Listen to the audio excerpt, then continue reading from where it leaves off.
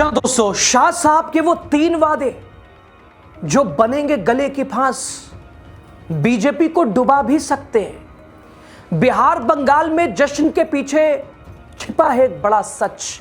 जश्न के पीछे 3 सवाल छिपे हैं और ये 3 सवाल बीजेपी के लिए बड़ी चुनौती से कम नहीं है। या डूबने जैसा और अपने आप को स्थापित करने जैसा और करने और कहने जैसा सब कुछ बता रहा है। अगर इन 3 सवालों को इसका हल नहीं निकाला गया और वो दावे जिनके आधार पर वोट मांगे गए, लेकिन अब सवाल ये कि जब बिहार, बंगाल, असम, उड़ीसा हर जगह भारतीय जनता पार्टी या उसके सहयोगियों की सरकार है, तो बहाना नहीं चलेगा।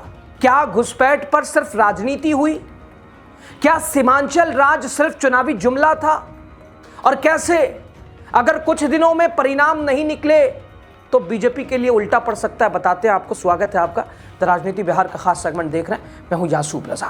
दोस्तों, वोट की राजनीति में सपने बड़े आसानी से गढ़ दिए जाते हैं। जो दिल में आया वो कह दिया जाता है और बीजेपी के लिए एक बात कही जाती है कि जो करना नहीं होता वो कहते हैं और जो कहते हैं वो करना नहीं होता। अच्छे दिन की बात करी, अच्छे दिन आ गए, बधाई हो आपको। महंगाई, बेरोजगारी, हर चीज पर। और 2014 में जो पार्टी सिर्फ 7 राज्यों तक जिसका फैलाव था, आज 2026 में 22 राज्यों में उसने अपने आप को विस्तार कर लिया है। सिस्टम, इसके अलावा जांच एजेंसियों का खेल, वो कथित तौर पर अपनी जगह। विपक्ष के लिए एक बड़ी चुनौती है अब बीजेपी का कैसे सामना करना है। लेकिन दोस्तों, आज जब भारतीय जनता पार्टी ने बंगाल जैसे गढ़ को अपने लिए आसान कर लिया, जब बिहार में संभवतः अपने आप को पूर्ण बहुमत के साथ लाने के लिए एक पूरा फॉर्मेट तैयार कर लिया, असम में फिर अपने आप को रिपीट कर लिया, ओडिशा, तो फिर अब जो जिस वादों के आधार पर आपने सरकार बनाई, अगर वो वादे के ऊपर आप नहीं रहे तो फिर रास्ता तो खुलेगा। दोस्तों, बीजेपी ने बिहार, बंगाल, असम में सबसे ज्यादा जिस मुद्दे को हवा दी वो तो घुसपैठ ही था। हर चुनावी मंच से कहा गया कि बांग्लादेशी और रोहिंग्या घुसपैठिए देश की सुरक्षा के लिए खतरा बन चुके हैं। हालांकि यहां भी सवाल केंद्र की सरकार और खुद शाह साहब से ही था कि सुरक्षा आपके हाथ में है, बीएसएफ और सारी व्यवस्थाएं, सुरक्षा बल, फिर भी घुसपैठ हुआ तो कैसे हुआ? बांग्लादेशी आए तो कैसे आए? ऐसे में दोस्तों, कुछ सपने, कुछ मुद्दे बिहार, बंगाल, असम, उड़ीसा, झारखंड को भी दिखाया गया था। खुद अमित शाह ने कई सभाओं में दावा किया कि बीजेपी सरकार घुसपैठ पर जीरो टॉलरेंस नीति अपनाएगी। स्थिति यह कि अभी बिहार, पश्चिम बंगाल, उड़ीसा, असम सब बीजेपी शासित राज्य है। ये सारे जो सीमांचल क्षेत्र हैं सब में बीजेपी का कब्जा है। अब कोई 3-5 नहीं चलेगा, विपक्ष ऐसा वैसा वो नहीं होने दे रहे हैं, ये नहीं हो। अब इन सपनों को पूरा करने में डबल इंजन की सरकार के पास कोई बहाना नहीं होगा। दोस्तों, पहला, घुसपैठ की समस्या। दोस्तों, घुसपैठ की एक बड़ी समस्या बताते बीजेपी ने इन सभी राज्यों में एक अलग सा माहौल बना दिया था। घुसपैठ, बांग्लादेशी, रोहिंग्या। आधिकारिक तौर पर 2025 की रिपोर्टों के हिसाब से बिहार में किशनगंज, अररिया, कटिहार, पूर्णिया जिले में अनुमानित 3 लाख से ज्यादा विदेशी, बांग्लादेशी, म्यांमार और अफगानी नागरिकों के होने की आशंका। दोस्तों, अब तक हो यह रहा था कि कुछ राज्यों में बीजेपी की सरकार नहीं थी।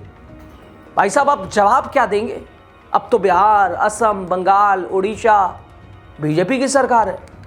अब तो राज्य पुलिस, पैरामिलिट्री फोर्स, प्रशासन का साथ। अब तो घुसपैठियों को रोकने, कम करने और चिन्हित करने का काम तेजी से करना होगा। सबसे बड़ी बात तो यह है कि आगामी चुनाव के समय बीजेपी को यह बताने के लिए तैयार रहना होगा कि आखिर बिहार, बंगाल, उड़ीसा और असम में कितने घुसपैठिए हैं। दोस्तों, दूसरा सबसे महत्वपूर्ण सवाल जो कि इस जश्न को खट्टा कर रहा है बीजेपी के, सीमांचल राज्य। दोस्तों, बिहार, पश्चिम बंगाल और असम के कुछ हिस्सों को मिलाकर सीमांचल राज्य, यूनियन टेरिटरी की कल्पना कर एक सपना दिखाया गया। केंद्रीय गृह मंत्री अमित शाह के बारे में यह कहा जा रहा था कि कई बार सीमांचल में गृह विभाग की बैठक, सीमांचल राज्य बनाने की रूपरेखा तैयार हो रही है, बातचीत हो रही है, घुसपैठिए को रोकने के लिए उचित कदम उठाने की बात भी है। चर्चा के क्रम में बिहार, बंगाल, असम के कुछ जिलों को मिलाकर सीमांचल राज्य यूटी की भी चर्चा सामने आई। सीमांचल राज्य में किशनगंज, कटिहार, पूर्णिया, अररिया, पश्चिम बंगाल का मालदा, मुर्शिदाबाद, असम से कोकनझाड़ आदि जिलों को मिलाकर एक राज्य बनाने का सपना दिखाया जा रहा है। बिहार सीमांचल राज्य का सपना किशनगंज के सांसद रहे तस्लीमुद्दीन ने भी दिखाया था, पर अब यह सपना गृह मंत्री अमित शाह साहब ने उठा लिया है। चुनावों में वादे किए हैं लोगों से। वैसे दोस्तों कहा जाता है चुनावी मंच से बीजेपी जो बात कहती है वो फिर उसकी पूर्ति होती नहीं है, ये बस चुनाव जीतने के लिए कही जाती है बातें। और ऐसा होता तो क्या क्या नहीं बोला था साहब, अब तक क्या से क्या हो जाता। तो अगर ये चीजें पूरी नहीं हुई, जो वादे किए, जो सपने दिखाए, तो एक गलत इंपैक्ट पड़ेगा, विपक्ष नैरेटिव सेट करेगा। और तीसरा दोस्तों, पूर्वोत्तर राज्य और कृषि। दोस्तों देश में अनाज की कमी को ध्यान में रखकर बीजेपी सरकार ने पूर्वोत्तर राज्यों के लिए एक विशेष योजना बनाई थी। इसे यह देखकर बनाया गया था कि पंजाब, हरियाणा, यूपी जैसे राज्यों में आवाज उत्पादन का अधिकतम हासिल किया जा चुका है।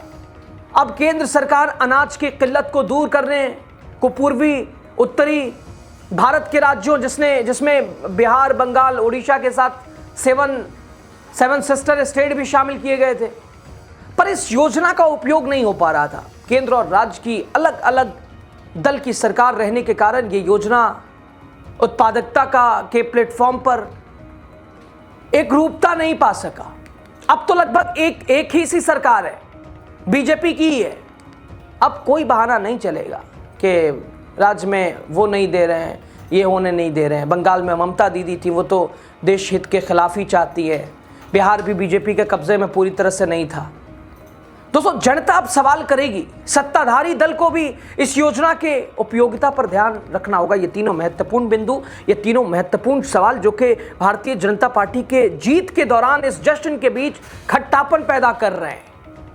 दोस्तों खैर, जश्न मनाना राजनीति का हिस्सा है, लेकिन लोकतंत्र में जश्न से ज्यादा जरूरी है जवाबदेही, जो कि भारतीय जनता पार्टी से उम्मीद करना, जवाबदेही की बात करना आज के वक्त में एक मजाक सा लगता है।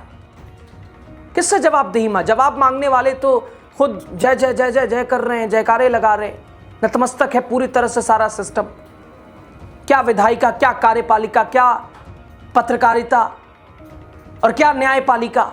दोस्तों बीजेपी ने जिन सपनों को चुनावी मंचों से जनता तक पहुंचाया, अब उन्हीं सपनों की हकीकत सामने लानी होगी, क्योंकि अगर सवालों के जवाब नहीं मिले, इन वादों को जो दिखाया आपने, अगर इन तीनों राज्यों में असम से लेकर बंगाल, बिहार, उड़ीसा, चारों राज्यों में आप ही की सरकार, और फिर भी गोल गोल घुमाने जैसा कि ऐसा वह तो चलेगा नहीं। सवाल आने वाले समय में सबसे बड़ा राजनीतिक विस्फोट बन सकते हैं।